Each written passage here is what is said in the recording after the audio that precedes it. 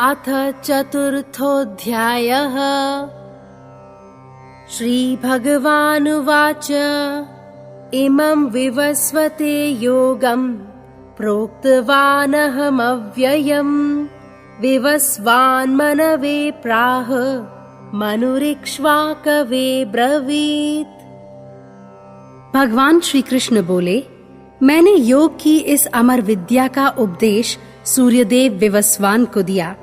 विवस्वान ने इसका ज्ञान मानव जाति के पिता मनु को दिया और मनु ने अपने पुत्र इक्ष्वाकु को इसका उपदेश दिया। एवं परंपरा प्राप्तम् इमं राजर्षयो विदुः सकाले नेह महता योगो नष्ट परंतप।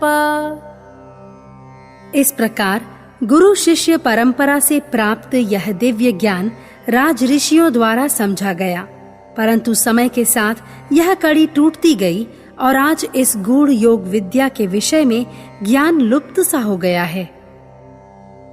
स एवायं मया तेद्य योग प्रोक्त पुरातनः भक्तोऽसि मे सखा चेति रहस्यं ह्येतदुत्तमम्।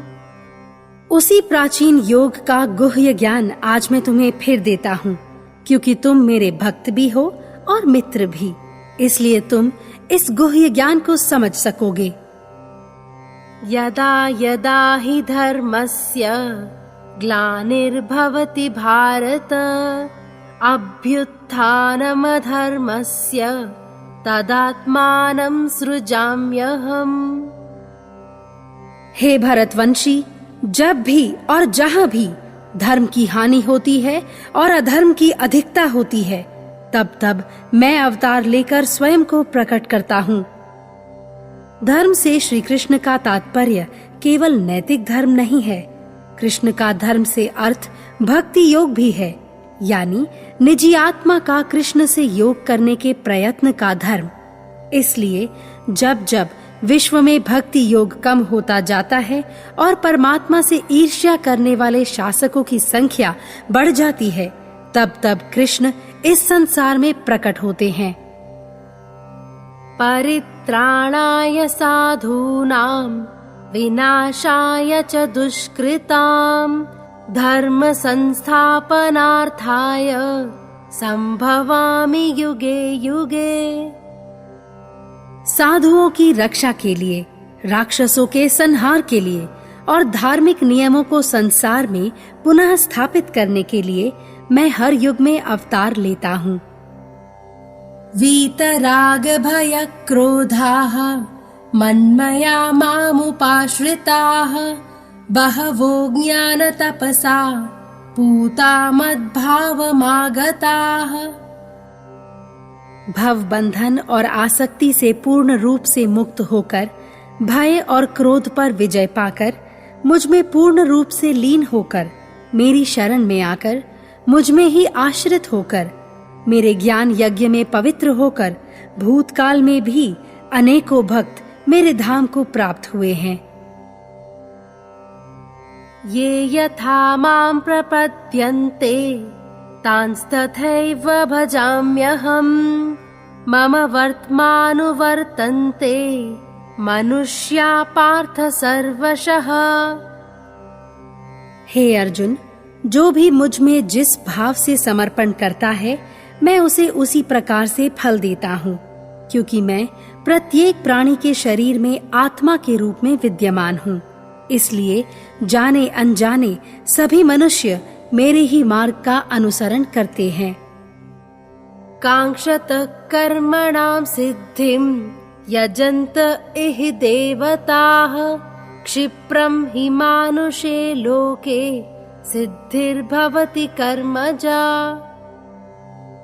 भौतिक जगत में मनुष्य अपने कर्मों के फलों की अपेक्षा करते हुए विभिन्न देवताओं की आराधना करते हैं। निश्चित ही मानव जीवन में सफलता पाना सरल है। न मां कर्माणि लिम्पन्ति न मे कर्म फले स्पृहा इति मां योऽभिजानाति कर्मभिर्न स बध्यते। मुझे किसी प्रकार के कर्म फल की इच्छा नहीं है, इसलिए कर्म मुझे बांधते या प्रभावित नहीं करते। जो इस सत्य को समझ जाते हैं वे भी विविध कर्मों के फलों में नहीं बंधते।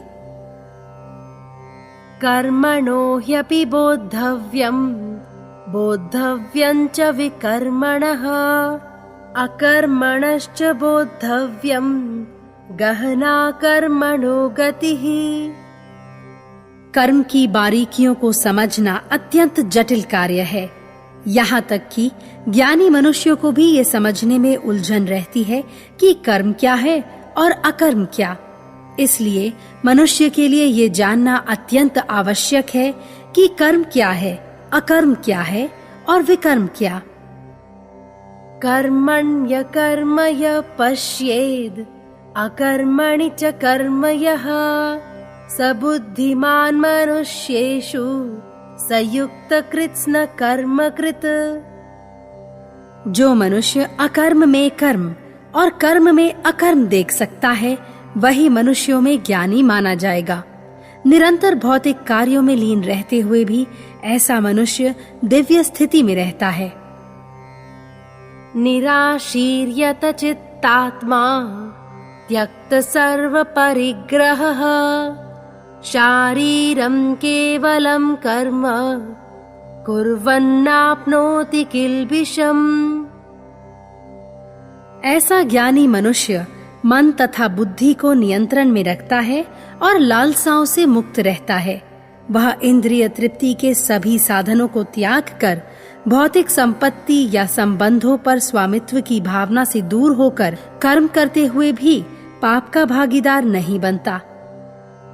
यद्राचालव संतुष्टः द्वन्द्वातीतो विमत्सरः समसिद्धावसिद्धौ च कृत्वापि न निबध्यते। ऐसा योगी जो स्वतः होने वाले लाभ से संतुष्ट रहता है, जो ईर्ष्या और द्वैतता से ऊपर है, जो हानि और लाभ, सुख और दुख में संतुलित रहता है, वह कर्म फल में बंधता नहीं है। यज्ञशिष्टामृत भुजः यान्ति ब्रह्म सनातनम् नायं लोकोऽस्त्य यज्ञस्य कुतोऽन्य कुरु सत्तमा। हे अर्जुन, जो योगी यज्ञ के प्रसाद के रूप में अमृत को चख कर संतुष्ट रहते हैं वे परम दिव्य आकाश की ओर प्रस्थान करते हैं। यज्ञ के बिना इस संसार में या इस जीवन में प्रसन्न रहना ही असंभव है, तो फिर अगले जन्म में कैसे रहा जा सकता है। श्रेयान् द्रव्यमयाद् यज्ञात् ज्ञान यज्ञ परन्तप सर्वं कर्माखिलं पार्थ ज्ञाने परिसमाप्यते। हे अर्जुन, ज्ञान के माध्यम से किए जाने वाला यज्ञ केवल द्रव्यों के माध्यम से किए जाने वाले यज्ञ से अधिक श्रेष्ठ है। भौतिक यज्ञ से केवल अस्थायी लाभ प्राप्त किए जा सकते हैं। कर्म के रूप में किए गए हर यज्ञ का अंत निश्चित ही आध्यात्मिक ज्ञान होता है। तद्विद्धि प्रणिपातेन परिप्रश्नेन सेवया उपदेक्ष्यन्ति ते ज्ञानम् ज्ञानिनस्तत्त्वदर्शिनः। तुम सत्य का ज्ञान प्राप्त करने के लिए आध्यात्मिक गुरु के पास जाओ। गुरु के प्रति आत्मसमर्पण करो, सच्चे मन से उनकी सेवा करो, खुले और निष्ठावान हृदय से उनसे आध्यात्मिक प्रश्नों के उत्तर पूछो। प्रामाणिक गुरु तुम्हें ज्ञान पथ पर मार्गदर्शन कर सकते हैं, क्योंकि उन्होंने स्वयं सत्य का बोध किया है। अपि चेदसि पापेभ्यः सर्वेभ्यः पापकृत्तमः सर्वं ज्ञानप्लवेनैव वृजिनं सन्तरिष्यसि। यदि संसार में तुम्हें महापापी भी माना जाता हो तो भी आध्यात्मिक ज्ञान की यह नाव तुम्हें दुखों और पाप कर्मों के समुद्रों को पार करने की क्षमता देगी।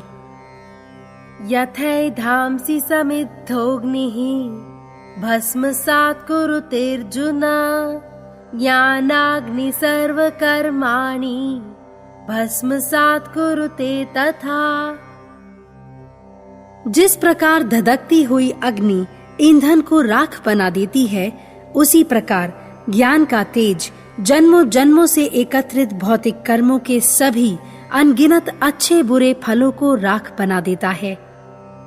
नहि ज्ञानेन सदृशं पवित्रमिह विद्यते तत्स्वयं योग संसिद्धः कालेनात्मनि विन्दति। समस्त संसार में आध्यात्मिक ज्ञान से अधिक पवित्र और शुद्ध कुछ भी नहीं है।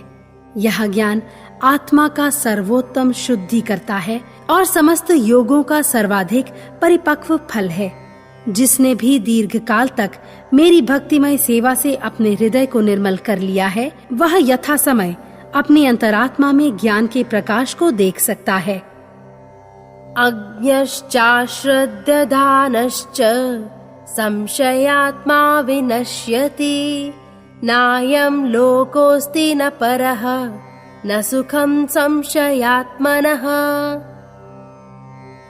दूसरी ओर अज्ञानी श्रद्धा रहित मनुष्य जो वेदों और शास्त्रों पर संदेह करते हैं, वे नीचे गिर जाते हैं और आध्यात्मिक पथ पर प्रगति नहीं कर पाते।